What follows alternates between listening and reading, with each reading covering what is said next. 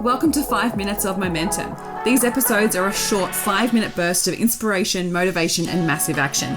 If you need that little kick up the butt to get things moving and to inspire you to take massive action, then every single Thursday I'll be sending you through a 5-minute episode to download, digest, and implement to finish your week off strong. Are you ready to get started? Let's go. Hey, welcome back to the podcast. Thank you so much for tuning in. Today I want to talk to you about heart-led motivation. One of the biggest things that's come across every part of every program that I've run this year is leaning into compassion rather than criticism or judgment, especially when it comes to our inner dialogue. For so many years, we have been sold the lie that when to motivate ourselves, we must be pressuring ourselves. We must be using harsh language. We must push ourselves into taking action, especially scary action, right? Like you just have to get leverage on yourself and push.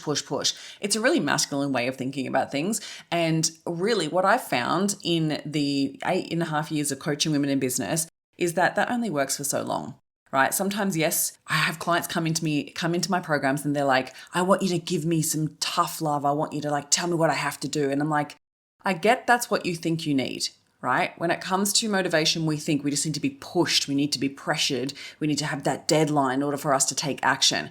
But the reason why that is not sustainable is because it trains your subconscious mind to believe that if you continue to push yourself and when you take action, that at the end of that action, if you haven't achieved the full, complete goal of what you had set, then it's still not enough. And so we build this inner critic dialogue, which causes us to beat ourselves up, to judge ourselves, to criticize ourselves. And so subconsciously, we know that if I go and strive and I don't achieve what it is that I set out to achieve, then I'm going to feel bad. I'm going to experience a level of shame.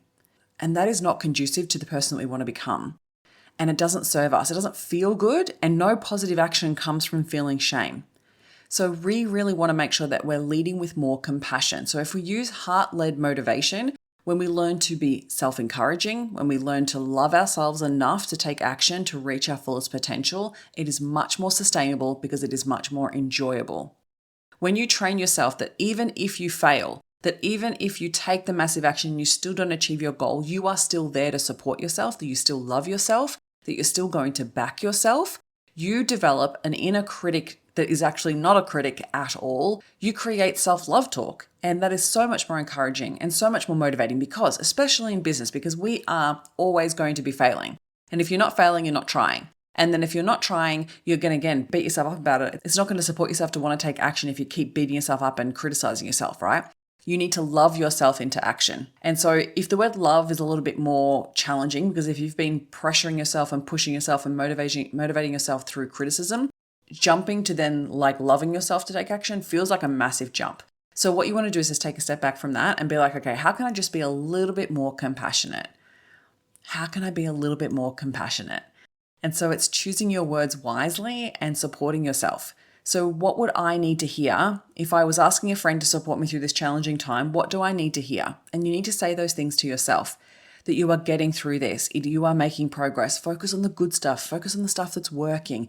Keep moving. You're doing well, right? Finding ways to talk to yourself with absolute love and compassion and not with conditional love, right? So conditional love is where you're like, well, if you achieve this, then I'll be kind to you. No, that's conditional love. We want to do it with unconditional love. I'm going to love you no matter what.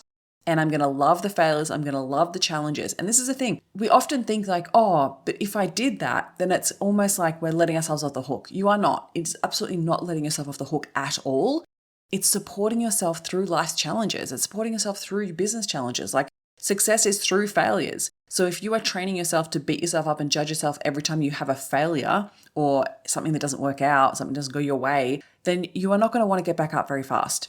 And the people that are successful, they're getting back up faster. And it's usually because they're not dwelling on the failures and they're not judging themselves for the failures. Yes, we want to learn from our mistakes, 100%. But if we judge ourselves for every single mistake that we make, guess what's going to happen? In a year's time, or probably even less than that, you are going to have such a negative inner dialogue that you are not going to want to get out of bed in the morning. You're not going to want to take the next step. You're not going to want to challenge yourself to grow and expand. You're going to be like, geez, I can't even get out of bed in the morning because I'm so harsh. I'm so mean to myself that I'm feeling so terrible about myself all the time.